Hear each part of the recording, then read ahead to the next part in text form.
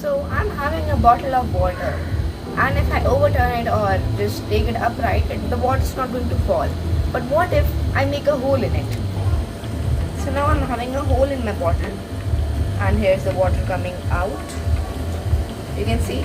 But if I just hold the bottle like this, why isn't the water coming out? Now let's see what happens if I make another hole.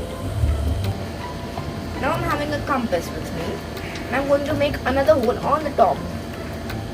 Now I'm going to release it. You can see that now I'm just holding the bottle, and now the water is coming out automatically.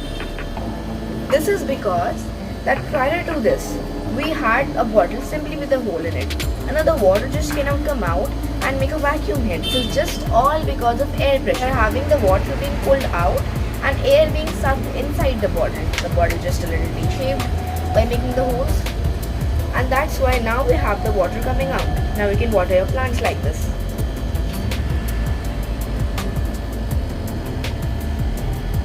Now we're having a bottle of water. If I take the cap out and I just overturn the bottle, the water comes out. If you want to empty your bottle faster, you can just put the cap in, lock it, shake the bottle, which we all very well know, and then get it out, which gets it out much faster. But actually the fastest way is something more. We can have a straw, we can put it in the bottle, then we can overturn the bottle. It's way more faster because the air can get sucked in to the straw and the water can easily come out.